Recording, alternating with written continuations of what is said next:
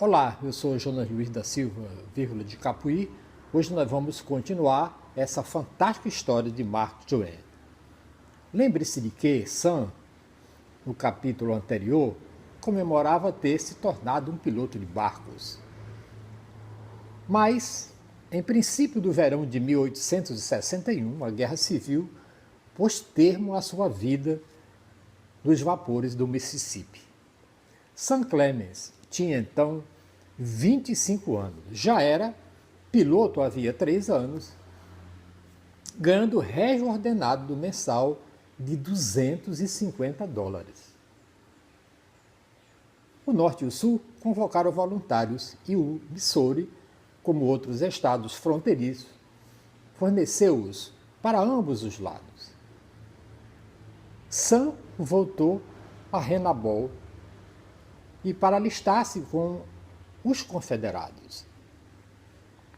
Entrou para o grupo altamente irregular de guerrilheiros, formado por 15 jovens que se chamavam os Patrulheiros de Marion. Certa vez, estava aquartelado num depósito de milho para passar a noite, quando um ruído surdo de casco de cavalo fez com que os milicianos ficassem ansiosamente alertas. Pelas frestas das paredes de tábua do alpendre, e viram um homem a cavalo que saía sozinho do caminho da floresta. Os nervos excitados pela guerra e ainda mais exaltados pelos últimos boatos de que o inimigo estava avançando, fizeram o homem parecer uma horda. Atiraram. O homem caiu morto. Não vendo batalhão algum aparecer, saíram cautelosamente. O morto não estava fardado nem armado. Não era um inimigo, mas apenas um estranho. E Sam fora um dos que atiraram e sentiu-se um assassino. Aquela morte casual foi decisiva para Sam. Estava farto de guerra. 3 semanas de guerra e metade dos outros patrulheiros pediu baixa. De volta a São Luís, Sam recebeu esplêndidas notícias. O seu irmão mais velho, Orion, fora nomeado secretário do novo território de Nevada, ganhando um bom ordenado, e queria levar Sam como seu secretário particular. O território de Nevada fora criado havia apenas 6 meses, formado com vastas terras conquistadas ao México, na Guerra Mexicana. Havia 3 anos que vinha encher-se de mineiros, atraídos pela descoberta do veio de prata de Constó. Afinal, ia ter lei. Sam e Orion logo descobriram que todos os homens de Castle City tinham no fundo do coração a esperança de ganhar $1 milhão nas minas. Não se falava de outra coisa. Então Sam, tão ansioso como os outros por ganhar dinheiro rapidamente, não pôde resistir e resolveu abandonar o seu trabalho ao lado de Orion e ir para a região de Esmeraldas, perto do Lago Mono. Esmeralda era um acampamento de homens novos, fortes e impacientes, turbulentos e agressivos. Juntou-se aí 2 tipos rudes, um deles ferreiro e o outro mineiro veterano, com os quais explorou dia após dia as montanhas. O tesouro que procurava tinha de estar ali, porém nem Sam nem os seus companheiros viu a prata surgir onde cavavam.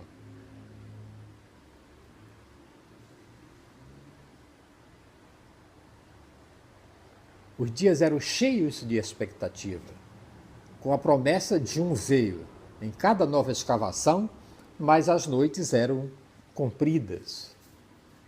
Para passar o tempo, Sam escrevia crônicas e mandava-os para o Daily Territorial Enterprise, o principal jornal de Nevada, publicado em Virginia City.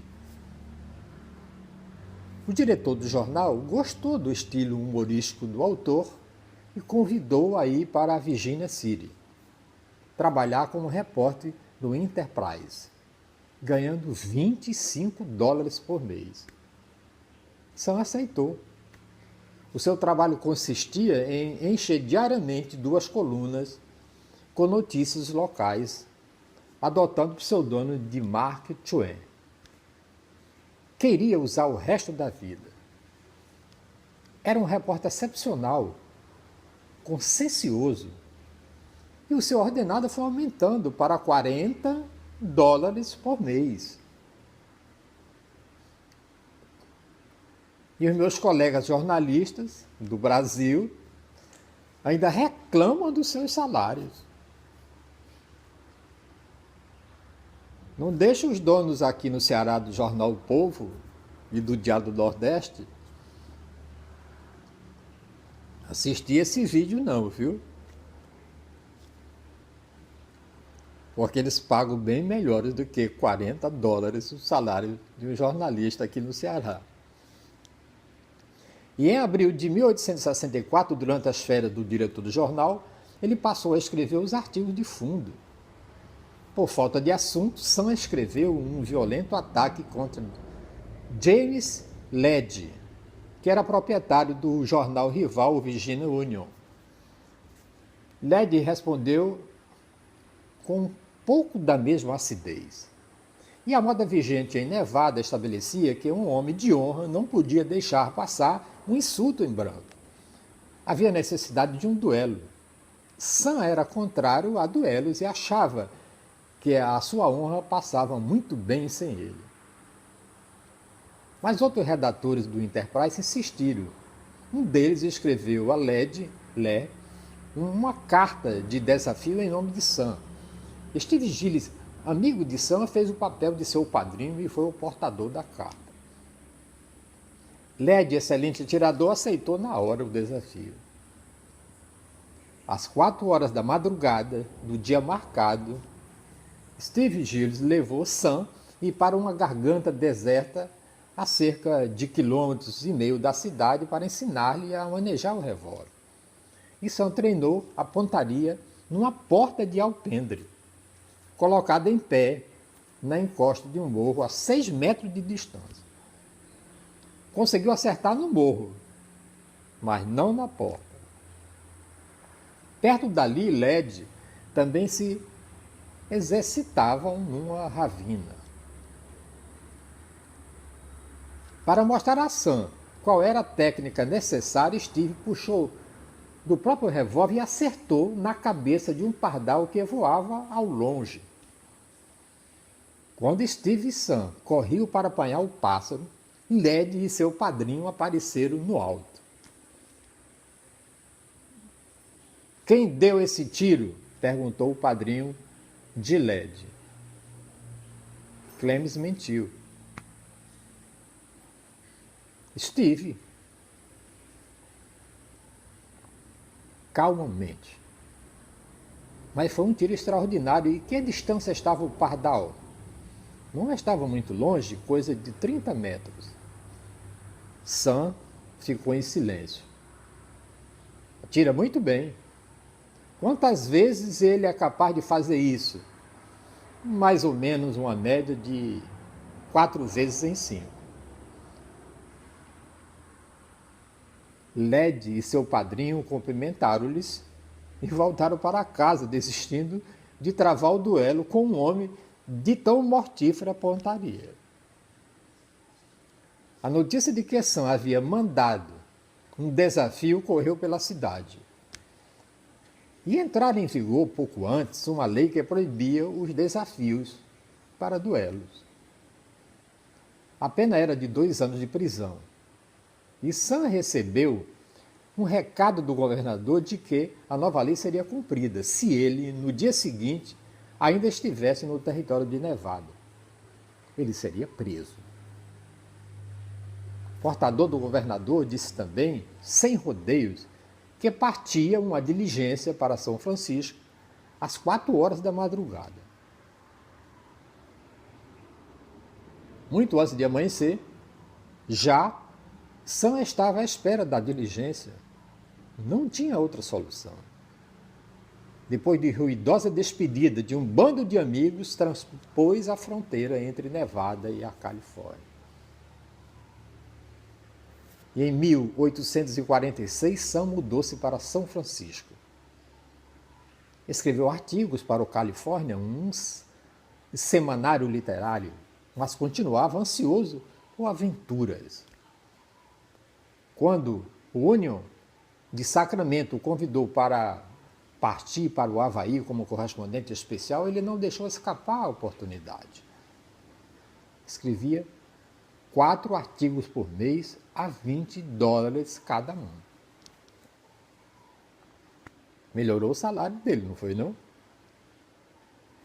Sam passou 4 meses nas ilhas do Havaí. De volta, resolveu fazer uma conferência pública e sobre o que lá vira, e para o efeito alugou um teatro em São Francisco e deu início à primeira das palestras humorísticas que iriam torná-lo famoso. Era um ator nato e o plano teve êxito desde o início. 3 semanas de conferência renderam-lhe $1.500. Uma fortuna para quem ganhava $40 por mês. Mais do que tudo, ele havia ganho como escritor ou mineiro. E o dinheiro representava uma coisa para Sam, meio suficiente para uma oportunidade de conhecer o mundo. Lera os prospectos de excursões de turismo do capitão Duncan à Terra Santa, que partiria de Nova York. No Quark City, um navio de 1.500 toneladas que queimava carvão. Tinha rodas laterais e velas. Os passageiros passariam 6 meses num cruzeiro pelo Mediterrâneo. O preço da passagem era de $1.220. E o Daily Out, Califórnia de São Francisco, combinou com Mark Twain comprar-lhe 50 artigos a $20 cada um, e ele tinha à sua frente um futuro seguro, $1.000 pelo que escrevesse e somas incalculáveis ganhas em conferência quando voltasse. Antes que o Quark City o levasse de volta a Nova York, deu-se um fato que encaminhou Sam para a grande aventura de sua vida. Mas isso você só vai saber amanhã, na terceira parte desta fantástica aventura que é a vida e a obra de Mark Twain. E eu sou o Jonas Luiz da Silva, vírgula de Capuí. Até amanhã.